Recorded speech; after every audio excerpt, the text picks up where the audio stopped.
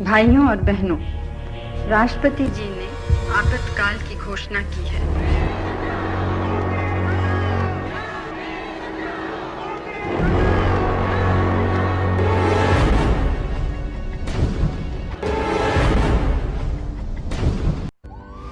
Hello. भारतीय इतिहास का सबसे काला दिन। भारतीय इतिहास ने आज़ादी से पहले बहुत से काले दिन देखे थे। आज़ादी के बाद सबसे काला दिन है 25 जून 1975। इस दिन तत्कालीन प्रधानमंत्री इंदिरा गांधी ने देश में इमरजेंसी लगा दी थी। उन्होंने 26 जून 1975 को तत्कालीन राष्ट्रपति फखरुद्दीन अली अहमद से राष्ट्रीय आपातकाल की घोषणा करवाई थी। यह आपातकाल 21 मार्च 1977 तक चला था, यानी 21 महीने भारत के लोगों ने इमरजेंसी झेली थी।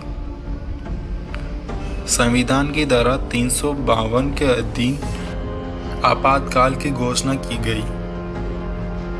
स्वतंत्र भारत के इतिहास में यह सबसे विवादास्पद और लोकतांत्रिक काल था। आपातकाल की वजह इलाहाबाद हाई कोर्ट का एक फैसला बताया जाता है। इलाहाबाद हाई कोर्ट ने अपने एक फैसले में इंदिरा गांधी को चुनाव में धांधली करने का दोषी पाया था और उन पर 6 साल तक कोई भी पद संभालने पर प्रतिबंध लगा दिया था।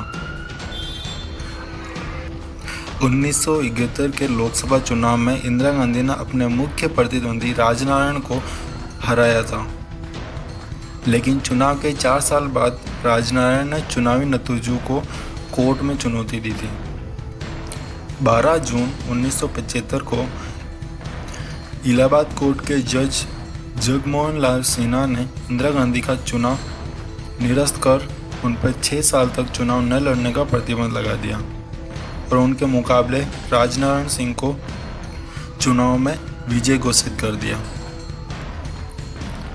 लेकिन इंदिरा गांधी ने इस फैसले को मानने से इनकार करते हुए सुप्रीम कोर्ट में अपील करने की घोषणा की थी।